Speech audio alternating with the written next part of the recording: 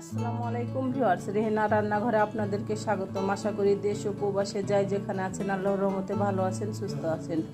আজকে আমি আবার একটা দারুণ মজার রেসিপি নিয়ে চলে এসেছি। আজকে আমি রুই মাছ আর রুই মাছের ডিমের বড়া দিয়ে একটা রেসিপি করে দেখাবো।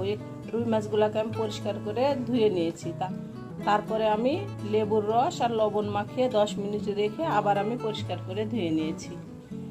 আমার মাছগুলা মিডিয়াম সাইজের, বড়ও না ছোটও না, এটা মিডিয়াম সাইজের মাছ। আপনারা চাইলে এর থেকে বড় করতে পারেন, তবে এর থেকে ছোট করার প্রয়োজন নাই। আমি এবার মাছগুলাতে লবণ, হলুদ আর মরিচের গুঁড়া মাখিয়ে নেব। মাছগুলো আমি লবণ, হলুদ আর মরিচের গুঁড়া মাখিয়ে নিয়েছি। এখানে আমি 4 পিস রুই মাছের চাকা নিয়েছি, আর আমি এখানে 10 পিস রুই মাছের ডিমের বড়া নিয়েছি। বড়াগুলোকে আমি আগে থেকেই ভেজে রেখে দিয়েছিলাম। তাহলে চলুন কথা না বাড়িয়ে কিচেনে যাওয়া যাক। চুলায় আমি কড়াই বসিয়ে দিয়েছি। আমি এবার দিয়ে দেবো তেল। এখানে আমি দিয়ে দেবো রেগুলার তেল, সয়াবিন তেল। এখানে আমি 1 কাপ তেল দিয়ে দিলাম। আমি বেশি করে তেল দিয়ে দিলাম। আমি যে তেলে মাছ ভাজবো সেই তেলে আমি মাছটা রান্না করে নেব। তেলটা আমার ভালোভাবে গরম হয়ে গেছে। এবার আমি দিয়ে দেবো মাছ। যে কোনো মাছ ভাজার সময় তেলটাকে অবশ্যই ভালো করে গরম করে নিতে হবে, তারপরে মাছগুলা দিতে হবে, নইলে মাছগুলা নিচে ধরে যাবে এবং মাছগুলা ভেঙে যাবে। আমি মাছগুলা দিয়ে দিলাম।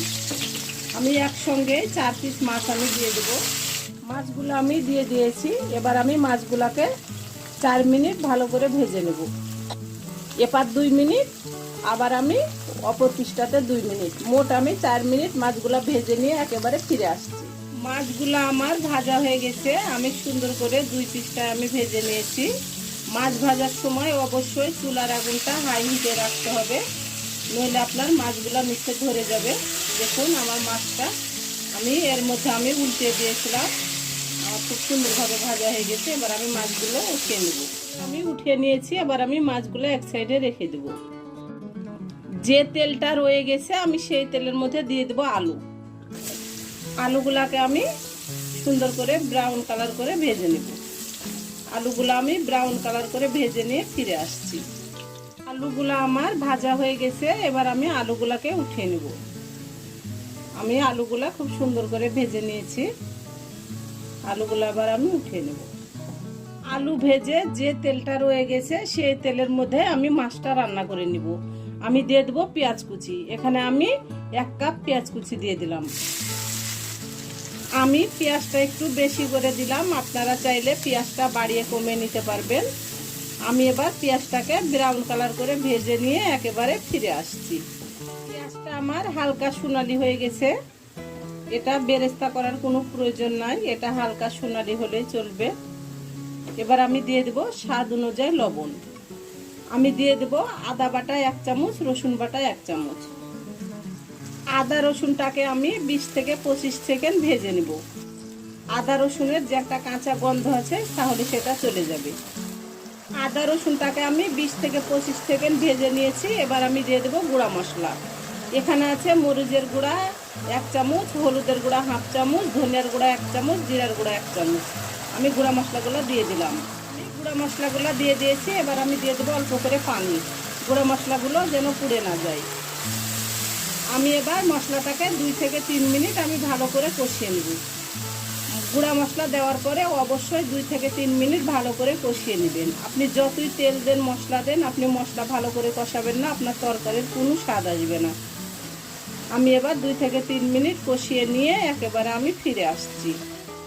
গুঁড়া মশলাগুলো আমি 2 থেকে 3 মিনিট কষিয়ে নিয়েছি। দেখুন আমার তেলটা উপরে ভেসে চলে এসেছে। আমি এবার দিয়ে দেব আলু। আমি দিয়ে দিলাম আলু। আলুগুলাকে আমি ভালো করে 5 মিনিট আমি কষিয়ে নেব। আলুগুলা ভালো করে 5 মিনিট কষিয়ে নিয়ে আমি একেবারে ফিরে আসছি। আলুগুলা আমি ভালো করে 5 মিনিট কষিয়ে নিয়েছি। এবার আমি দিয়ে দেব ঝোলের জন্য পানি। আমি যেহেতু রুই মাছের ডিমের বড়া বা পাকোড়া দিয়ে আমি ঝোল করব, আমি একটু বেশি করে পানি দেব। আমি এখানে প্রায় 1 কেজি পানি দিয়ে দিলাম। আমার ভিডিওগুলো যদি ভালো লাগে তাহলে আমার রেসিপিগুলো দেখার অনুরোধ রইল। যদি ফেসবুক থেকে দেখেন তাহলে অবশ্যই একটা ফলো দিয়ে দিন। ইউটিউব থেকে দেখলে একটা সাবস্ক্রাইব করার অনুরোধ রইল। হাতে যদি সময় থাকে লাইক শেয়ার কমেন্ট করে দিয়েন। আপনাদের একটা শেয়ারে আমি অনেক দূর এগিয়ে যেতে পারবো। আমি এবার ঢাকনা দিয়ে ঢেকে দেব। ঢাকনা দিয়ে ঢেকে বলক উঠলে আমি ফিরে আসছি। আমি এবার ঢাকনাটা উঠে নিব। দেখুন আমার তরকারির ভালোভাবে বলকটা উঠে গেছে। আমি এবার দিয়ে দেবো মাছ আর বড়া। আমি রুই মাছ দিয়ে রুই মাছের ডিমের বড়া রান্না করলাম। আপনারা চাইলে যে কোনো মাছের ডিম দিয়ে যে কোনো মাছ দিয়ে আপনারা রান্না করতে পারবেন। রুই, মিরকা, সিলভার কাপ, পাঙ্গাস, আমি যেভাবে রান্না করলাম আপনারা একবার হলো আমার মতো করে রান্না করে খেয়ে দেখুন। এটা অসম্ভব একটা মজার রেসিপি। এটা যদি থাকে গরম ভাতের সঙ্গে আপনার অন্য কোনো আর তরকারি লাগবে না। আপনি এই এক তরকারিতে আপনার এক প্লেট ভাত নিমিষে খাওয়া হয়ে যাবে। আমি এবার ঢাকনা দিয়ে ঢেকে দেব। আমি দিয়ে দেব 3টা কাঁচামরিচ।